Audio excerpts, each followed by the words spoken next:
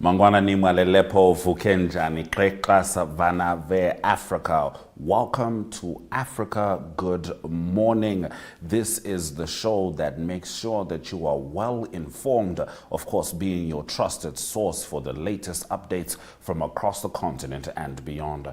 Today we dive into Zimbabwe's health crisis, where the government has rejected public calls for action despite growing frustration. In Kenya, a landmark case sees a gang sentenced for smuggling rare ants, marking a win in wildlife protection. We also cover Botswana's political landscape, and in South Africa, a landmark ruling protects dual citizenship. Arrie Hougaard joins us for a special report on South Africa's current affairs, sports and entertainment. Don't miss these stories and more on DStv 285, GOtv 25, 1up2.com and NTV Africa on YouTube.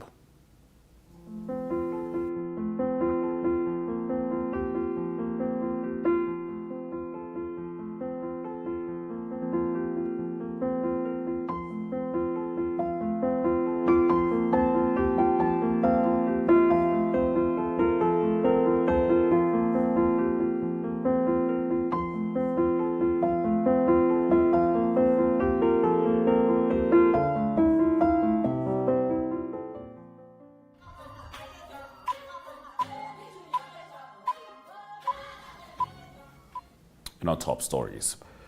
In May 2025, this year, Zimbabwe's health crisis escalated as Minister of Youth Tinoda Machakaire publicly urged President Emerson Mnangagwa to visit crumbling public hospitals, highlighting the dire state of healthcare infrastructure in a rare admission from a ZANU-PF official.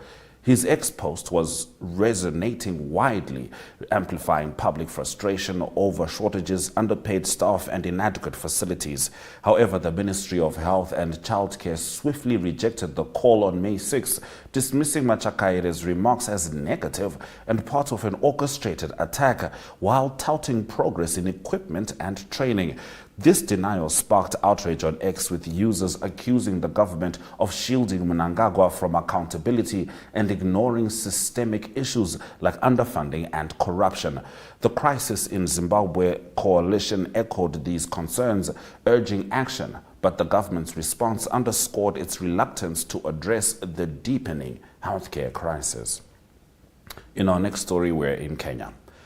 A Kenyan court has sentenced 4 men, a Vietnamese, 2 Belgians and 1 Kenyan, to a year in prison or $7,700 fine each for smuggling thousands of live ants.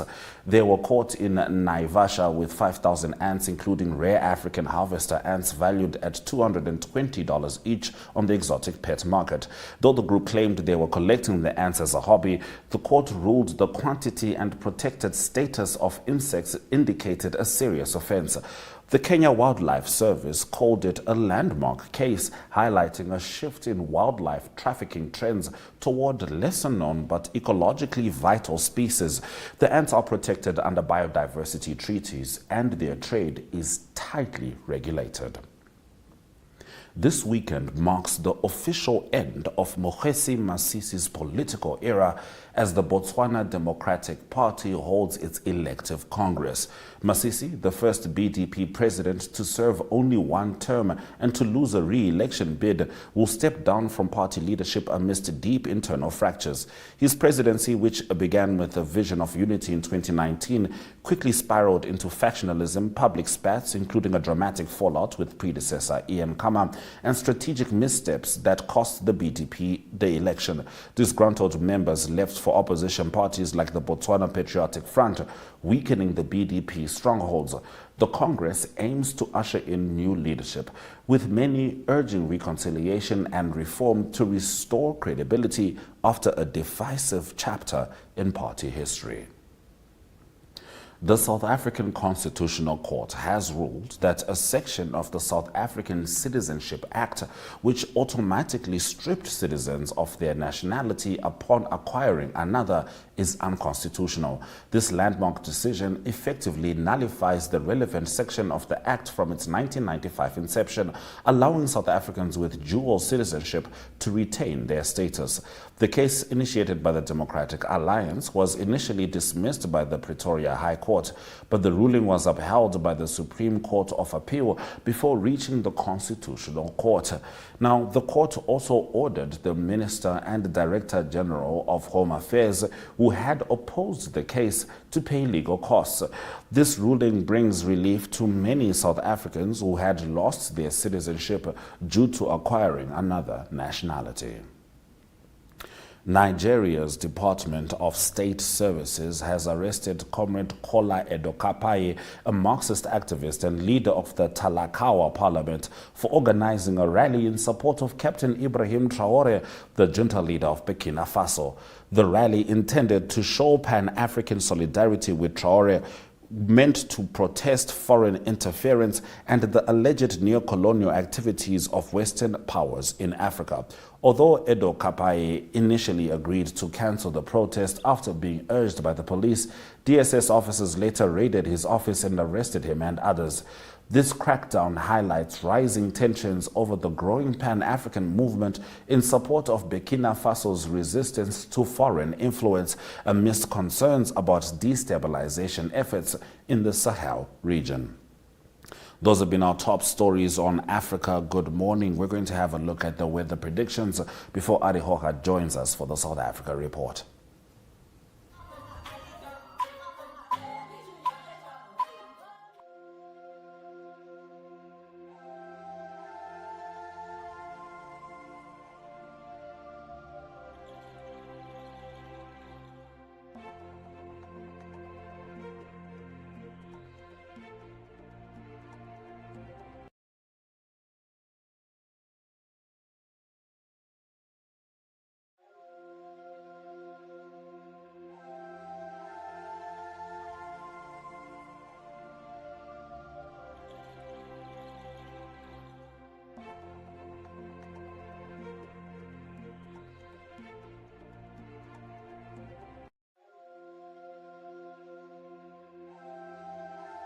Welcome to Namibia, where adventure meets tranquility.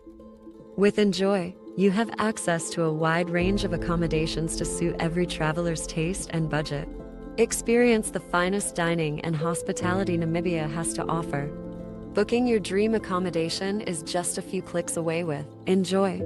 Join thousands of happy travelers who have trusted Enjoy for their Namibian getaway. Your gateway to unforgettable Namibian adventures.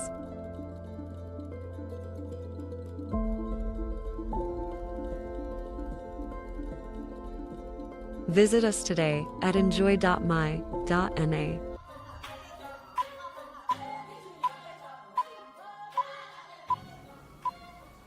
It's time to talk to our correspondent in South Africa, Mr. Arrie Hougaard. Arrie, how are you this morning? Yes, Ashwin. Yes, very good morning. Yes, nice to talk to you. It's a nice day. Looks like a nice day in Cape Town. Nice day indeed. So, in your current affairs, Arrie, the South African government has reaffirmed its focus and commitment to all initiatives and discussions planned for the 2025 G20 summit and workshops, and this is despite the United States indicating it might not attend.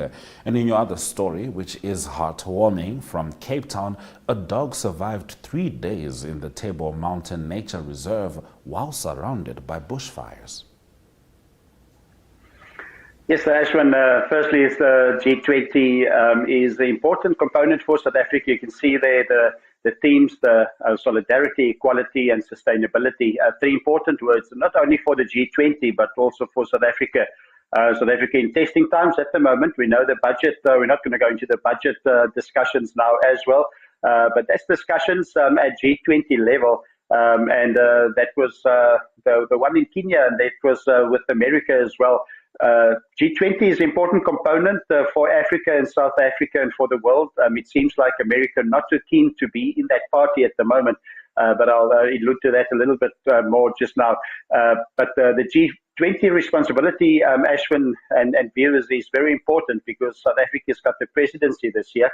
The previous 2 years it was Brazil and India, and it's for discussions about very important issues. One of them I'm going to highlight today is related to women's rights and to empower women, economic empowerment, so to speak. That's been on the agenda since India as well, and it was started there. Actually, there was a women's empowerment working group that was started in India. Brazil took the momentum further as well, but it is a big challenge in Africa and in the world. So it's not only about the women's rights. Obviously, there's been workshops going on as well, G20 workshops leading up to the big conference at the end of the year. It's related to technology, also energy and trade. So all those partnerships are very important. 19 countries in the G20 and the European Union. So it's a strong combination. The USA in that group at the moment still, but they haven't attended any of that at a high level. And it's not sure if President Trump will be in South Africa at the end of the year. But that's President Ramaphosa. So he's leading the way for 2025 G20. Some of the agenda points related to women is for care work, which is very relevant for in South Africa, specifically some unpaid, and it's for Africa and the rest of the world as well.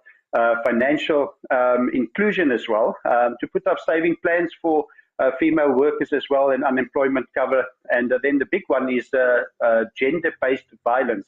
That's been a big issue in South Africa. South Africa actually, I'm sad to say, is one of the most violent countries in the world related to gender violence. So that's not a good statistic.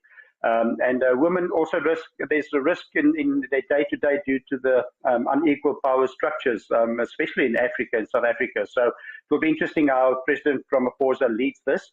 The USA, a big component in the world economy. President Trump making lots of decisions at the moment, but the reality at the moment is there's no AGOA. AGOA was the glue that South Africa had with the USA, with about 27 other sub-Saharan African countries. That was no tariff trades, but we know now there's massive tariffs that's been hit on South Africa, 31% for mostly in South Africa. But trade to the USA has got a lot of money. It was $14.7 billion US in 2024. But that's not our only exports. That's about 13% of our global exports. So hopefully the G20 conference will get people together, and truly that solidarity, equality, and sustainability will be themes that will run through and make a difference, not only in South Africa, Africa, and the world. So that is G20. Then also, Ashwin, yes, related to the stray dog or the dog, it was his name is Holly. There's Holly. He's a dachshund. We call in Afrikaans, we say a worshond. He's a dachshund. And him and his owner, Peter Deering, they were walking. They were actually close to the fires when the fires started, massive fires that started in the Cape Town Table Mountain Resort. It was there for 3 days. It was 3,000 hectares that burned down. But when helicopters came in, Holly got a fright and ran into the bushes, and they didn't find him. They thought that he didn't make it. And they found him actually at the Cape Point Vineyards. That's quite a few kilometers away. We talked about the Cape Point Vineyards in the program a few weeks ago. So it's very special. There's Holly. He made it back. They found him there at the vineyards, drinking water from one of the dams. So he was dehydrated, but he made it. So well done also to the Animal Welfare Society of South Africa. So that's a feel-good story on the Thursday from South Africa.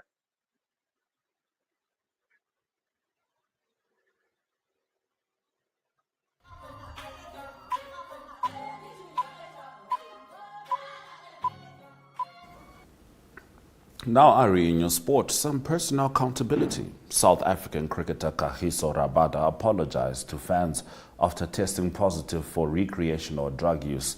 Meanwhile, Orlando Pirates and Kaizer Chiefs are set to clash in the Nedbank Cup final this Saturday. Yes, Ashwin, it is a tough world, the world of high-profile professional sport. You're on the spotlight.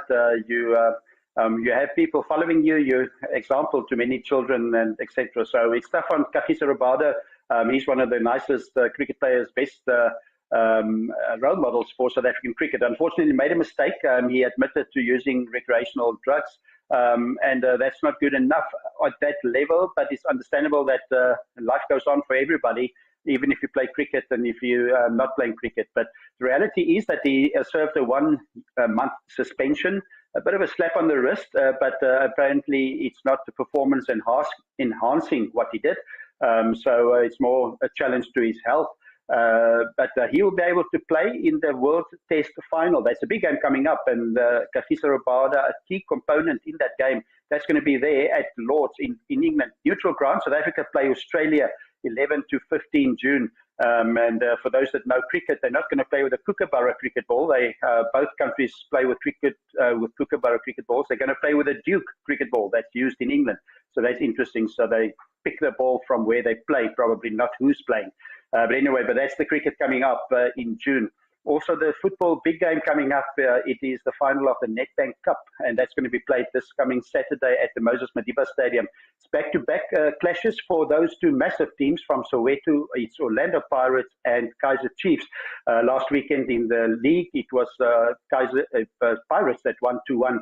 So now it's for a cup final. Just briefly, Chiefs have won this title 13 times and Pirates 10 times. It's equivalent of the FA Cup in English football. Goes back to the 70s.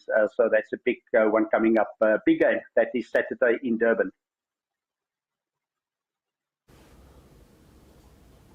All right, Arrie, now into some entertainment. We know Durban offers many exciting tourist attractions, including the Moses Mabhida Stadium, which provides a unique experience featuring a sky car ride. Tell us about that. Yes, that's for the brave.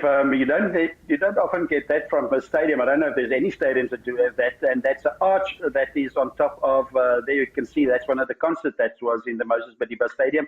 They also host concerts, Mariah Carey, Lionel Richie, John Lennon, those have been there. But anyway, that is the stadium built in 2009 for the Soccer World Cup. So you can see the arch there on the top. It goes over the stadium, and it was symbolic in that it is arch that is 350 meters long and 150 meters high. So you can see the little vehicle there. You can take a sky car tour to the top, and then that's for the really brave. If you also want to do a bungee swing jump and swing from the top there, so that's crazy. It looks very scary in that picture. But that you can do for adrenaline rush. That arch, just quickly, Ashwin, it was built as to get everybody together. It was to bridge the divide that was there in the old apartheid times. So there you can see the arch very clearly. It's a 55,000 seater, and it was built at the cost of 3.4 billion South African rand. And Moses Madiba Stadium, the name comes from, it's a former General Secretary of the South African Communist Party, that was Moses Madiba, so he was honored with that name. So if you're in Durban, go and enjoy all the good stuff from Durban, and their good food as well, their good curries, but do go to the stadium, maybe brave that jump, that bungee jump swing from that spring top. But it is that's the exact stadium where this final that I talked about earlier, the Nedbank Cup final, will be played at that exact stadium, a neutral ground for two Johannesburg teams playing in Durban. The Nedbank final this coming Saturday, Orlando Pirates and Kaizer Chiefs. So Durban, lots to offer, especially that stadium. Well, I mean, it's a busy stadium indeed. I saw a lot of things that involve heights, Arrie, and me and heights don't quite get along, but I have to say that looks appealing with a glass of wine. Thank you very much for bringing us the news stories from South Africa. Yes, absolutely. I'll stick to the wine only, maybe, but you can maybe convince me. But have a great day, everyone. Bye-bye. All right. That was Arrie Hougaard delivering the South Africa report with current affairs, sport, and of course entertainment, where we spoke about the Moses Mabhida Stadium, which is definitely intersectional. I wonder if more African countries can, take from that to be able to utilize the spaces in more ways than one, considering how much tourism contributes to our collective GDP as a continent. Well, not that we all have one GDP, but our individual GDPs, you know what I mean. This is Africa Good Morning. We'll be back just now to talk about the top 10 African countries with the highest GDP growth rate in the last decade.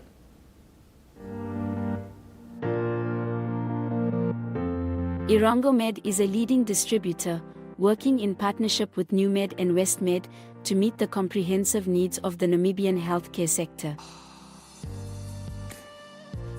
As a partner pursuing sustainable global healthcare, we offer industry-leading medical solutions through our key focus areas, which include pharmaceuticals, orthopedics, ophthalmology, surgical devices, and capital equipment, as well as a well-established scientific laboratory division.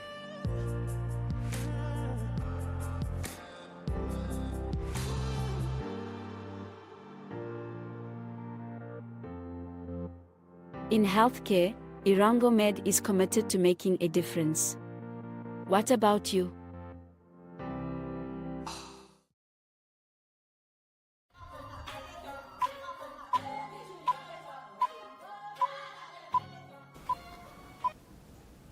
Libya tops the list of African countries with the highest GDP growth rate over the last decade, boasting a remarkable 27.5% compound annual growth rate. Ethiopia follows with an impressive 11.6%, while Rwanda ranks third at 9.9%.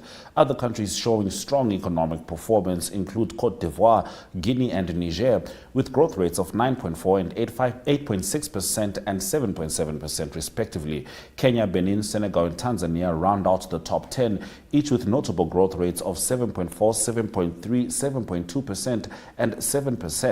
A consistently high GDP CAGR suggests that these nations are not only growing but doing so sustainably. This growth is attractive to foreign investors seeking stable returns, and it reflects a diverse economic base spanning technology, agriculture and manufacturing. As these nations continue to diversify their economies, their economic resilience and potential for financial gains remains strong. That's been our economic news story. We'll take a quick break before we return to say goodbye.